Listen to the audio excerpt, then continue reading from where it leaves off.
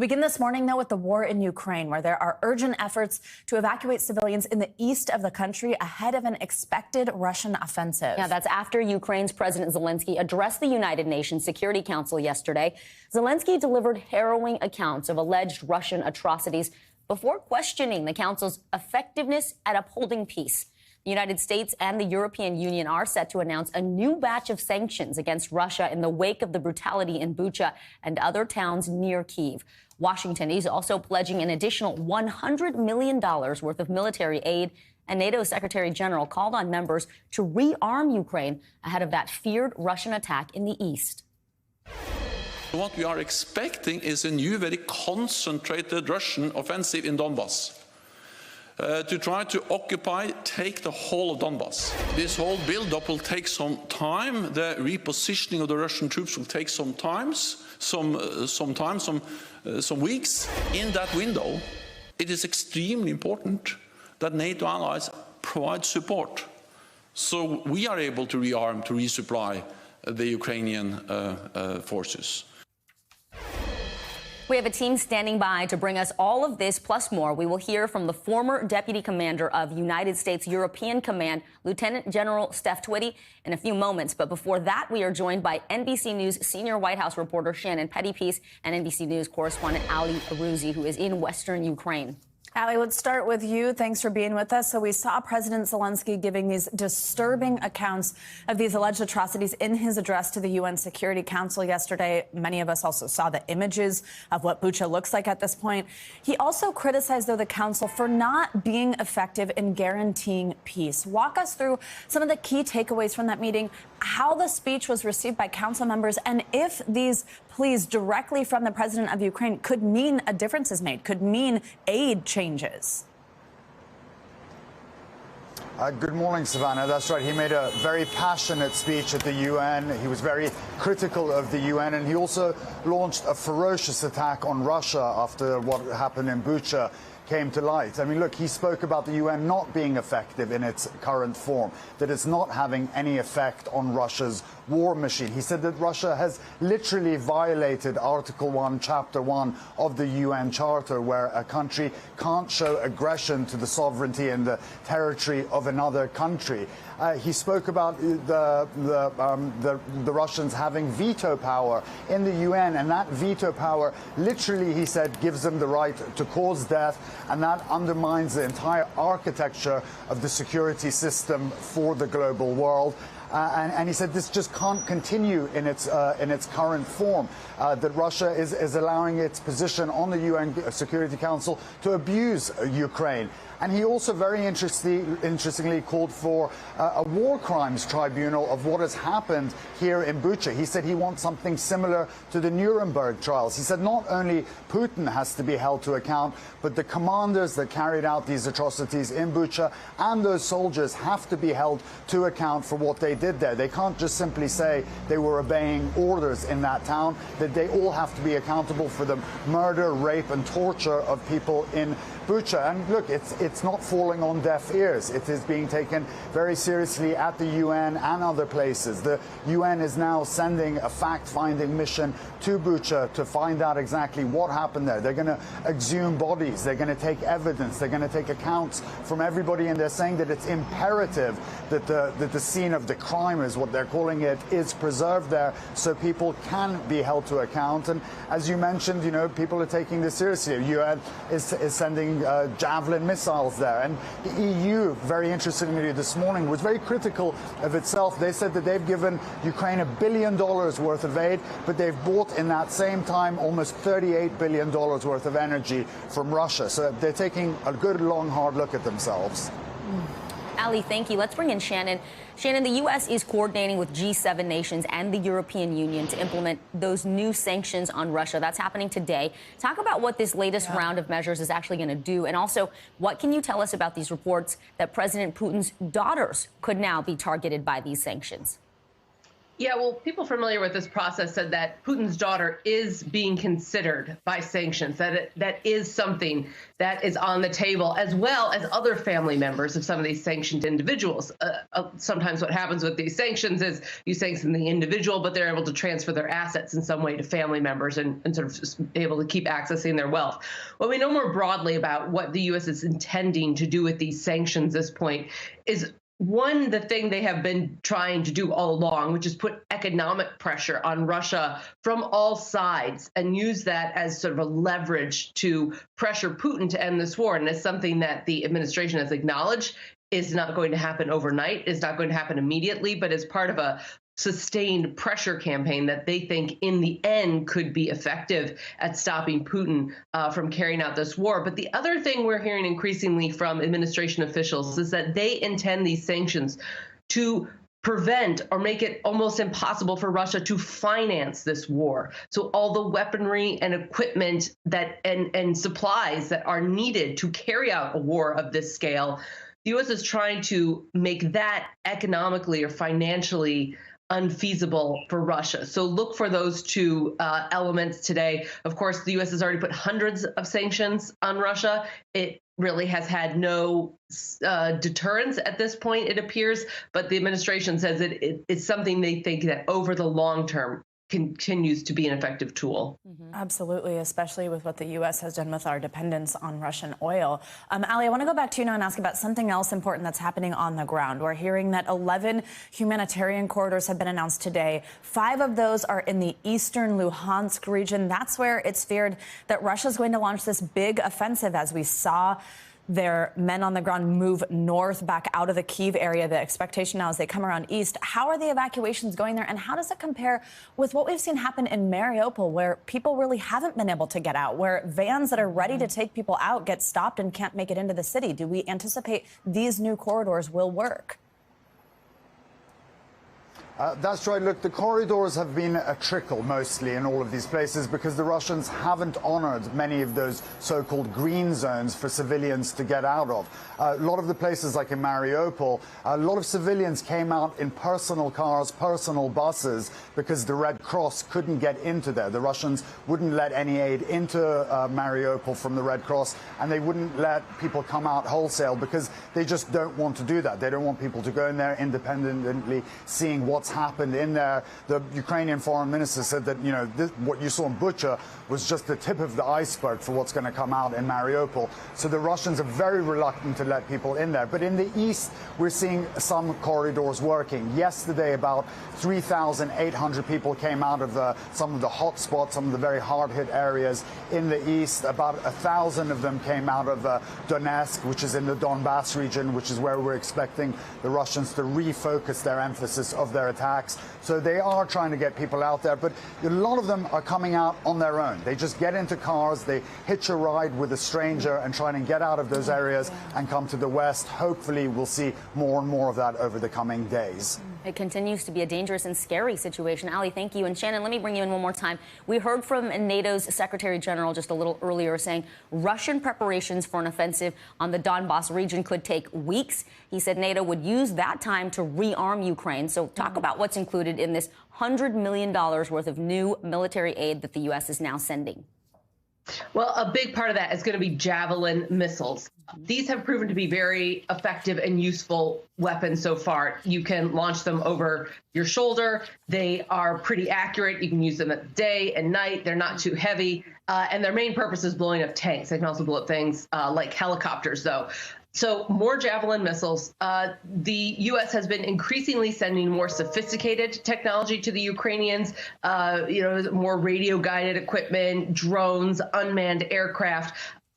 Obviously, as the needs of the Ukrainians get we start to see some of those a bit more. The other thing I would note, the U.S. says this is on top of $300 million aid package they most recently sent. And in total, the U.S. has given about $2 billion. The U.S. says they have been really scrambling to get those supplies in as quickly as possible. And then, of course, they've got to then do the training and all the other logistics that goes along with getting these things into the battlefield. Ali Aruzzi and Shannon Pettypiece, we appreciate you so much. Thank you. Thank you. We're going to bring in Lieutenant General Steph Twiddy now. He is the former deputy commander of the United States European Command. Lieutenant General, good morning to you. We are seeing the U.S. and Europe reacting to Russia's suspected war crimes with this new round of sanctions. President Biden now has, on multiple occasions, called Putin a war criminal.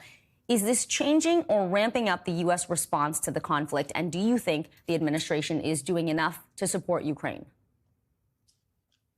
Two questions there. First of all, short of putting U.S. boots on the ground and NATO boots on the ground, you have to ratchet up the sanctions, and I think we're headed in the right direction there. We heard yesterday that the EU put a ban on Russian coal. They're now having serious conversations about banning Russian oil. Many Russian diplomats were expelled out of countries yesterday. And so we're moving in the right direction with sanctions, and there are more sanctions to come.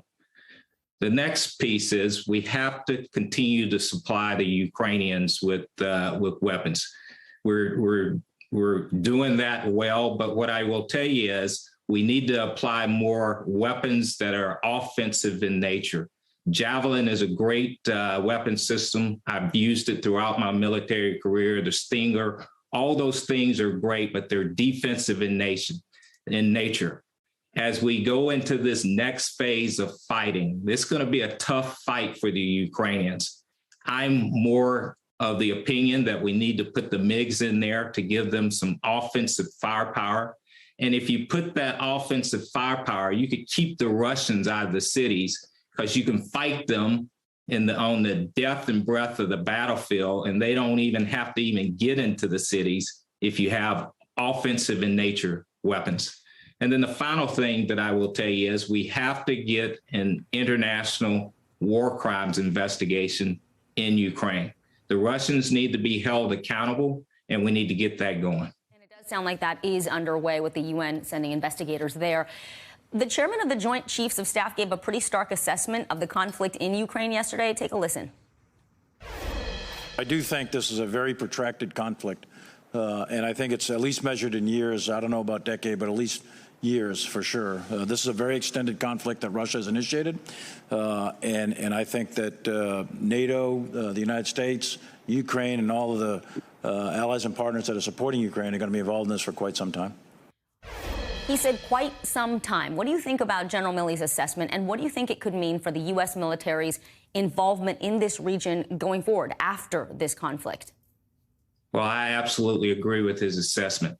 When you go into combat, you want to fight the opponent's military, not the civilian population. Mm-hmm. Because when you start fighting the civilian population, like what has occurred here with the Russians attacking the civilian people, you're making all those civilians mad. And the last thing you want to do is make new enemies. Mm-hmm. And Russia has made a lot of enemies over Bucha, and we're going to find other places. And what's going to happen is there's going to be insurgency that's going to come out of this, because the Ukrainians will never forgive the Russians for this. So you can see a protracted war here in the makings. But do you think it's the U.S. role to be the peacekeeper in that region, or to stay there and have a presence? Well, let's not forget, we are a part of NATO. There are 30 countries a part of NATO. So we do have a role to get to to assist in getting to some type of diplomatic resolution. We'll have a role to continue to supply the Ukrainians with weapons and so forth. So I can see the U.S. being involved at some measure here for the foreseeable future. Lieutenant General Steph Twiddy, with your depth of military knowledge and insight, we really appreciate it. Thank you so much. Thank you. Now, amid the heartbreak and fighting in Ukraine, we have a story of a joyful reunion between a top Ukrainian news anchor who's been covering the Russian invasion and her husband, who'd been fighting on the front lines. NBC News correspondent Gabe Gutierrez has their story.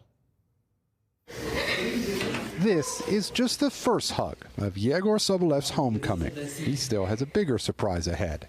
See, he's been on the Ukrainian front lines while his wife, Marichka Podolko, has been taking care of their 3 kids. Sometimes he can be offline for 4 or 5 days when he is on a mission and not supposed to use his mobile phone. actually work keeps me distracted from all those worries. Marichka happens to be one of Ukraine's top news anchors, fighting her own battle.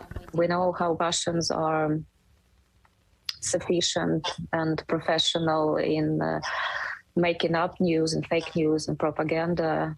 So I think our biggest weapon now as journalists is just to tell the truth, to show what is going on. She and her colleagues from other channels across Ukraine have banded together for a unified newscast from undisclosed locations airing for hours each day, even as their families are at risk. When I do my daydreaming and when I think about my biggest hope, I imagine how my husband comes back and how my children get to see him again. Sometimes daydreams do come true, even if victories don't come easy. Gabe Gutierrez, NBC News, Lviv, Ukraine. Powerful story. Thank you to Gabe for that. And now to Capitol Hill and a high-profile member of the Trump administration and the Trump family who gave testimony before the committee investigating the January 6th insurrection. Former President Trump's daughter and senior advisor Ivanka Trump answered questions for 8 hours yesterday. NBC News Capitol Hill correspondent Leanne Caldwell has been following that, and she joins us now. Hey, Leanne, good to see you. So this is the second time the House Select Committee has heard from a family member of President Trump. That first one, Ivanka's husband, Jared Kushner's 6-hour testimony last week. What do we know at this point about Ivanka's appearance? Good morning, Savannah. Yesterday's appearance was 8 hours long. So she was before the committee for a very long time. She appeared virtually. She was not in person. But what we were told, our colleague Garrett Hake was told by the chair of that committee, Benny Thompson, that she did not invoke privilege as far as he knows, but she was also not particularly talkative either. So we know that she was in the Oval Office on January 6th. She was asked to ask her father to stop the violence on January 6th. We'll see what she gave to the committee, but it is pretty remarkable just the fact that she showed up voluntarily and that she spent 8 hours before the committee. Yeah, wow. 8 hours and 6 again for her husband. Quite a bit of time there combined between the two of them. Now, Leanne, I want to ask you about something else. Yesterday, the committee got this trove of documents from John Eastman. That's President Trump's attorney. There are papers that Eastman unsuccessfully sued to keep secret. Do we have a sense of what's in there now that they do have them, and how and if this changes the investigation or gets it any closer to a finish line? Yeah, this was about an additional 100 emails that Eastman did not want to turn over, but like you said, went to court to prevent from having to turn them over. He lost that case. And in that case, this judge outlined what was in these emails. And I'm going to read a quote. It says, "This may have been the first time members of President Trump's team transformed a legal interpretation of the Electoral Count Act into a day-by-day plan of action." Now, remember that Electoral Count Act was what was used, or what the Trump administration officials wanted Vice President Mike Pence to use on January 6th to say that the election was invalid or give the electorals back to the state.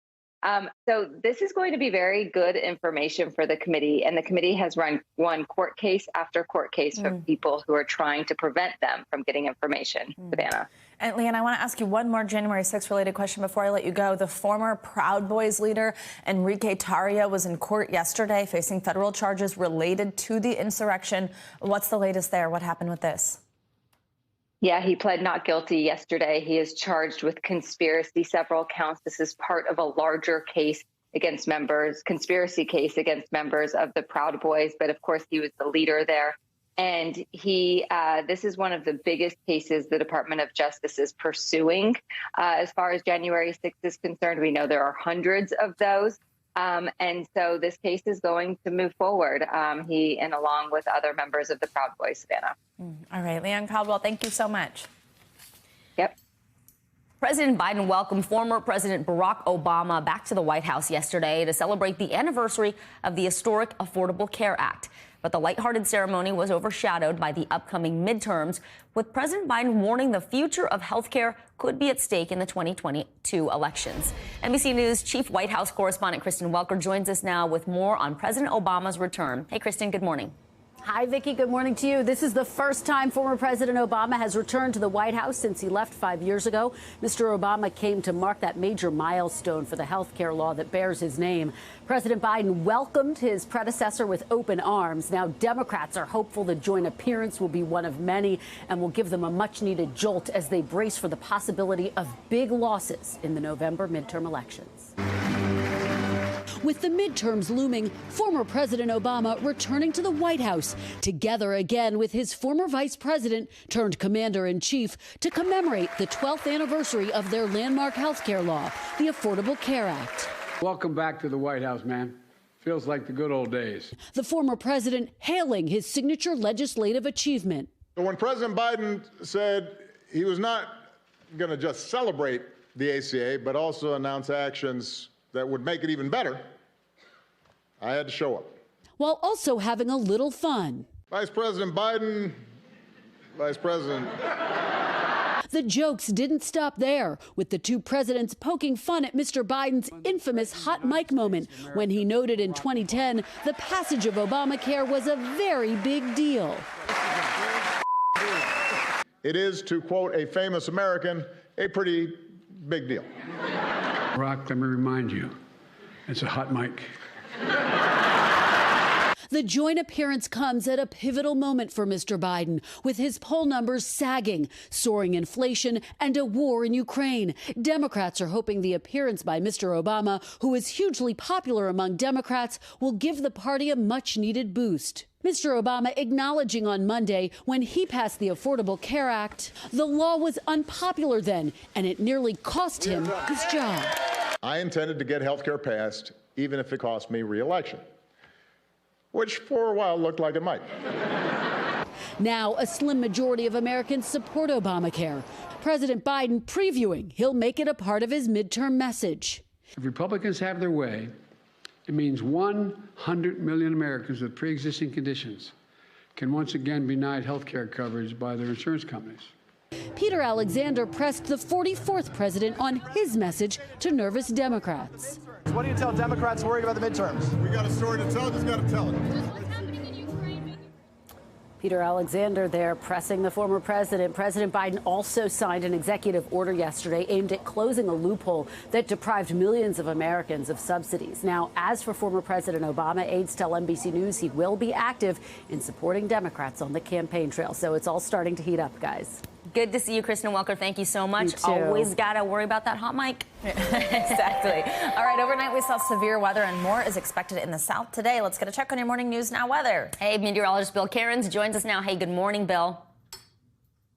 Hey, good morning. Great to be with you guys once again. So yesterday was a rough day. We knew going in there was a chance of significant tornadoes. I think it turned out even worse than we thought. I mean, we had 38 tornadoes that were reported during the day. We'll get the official confirmations as we go. A lot of problems in Mississippi. We had tornadoes that were reported. We had problems with flash flooding and flooding conditions. This is Hattiesburg, Mississippi, with some of the flooding problems.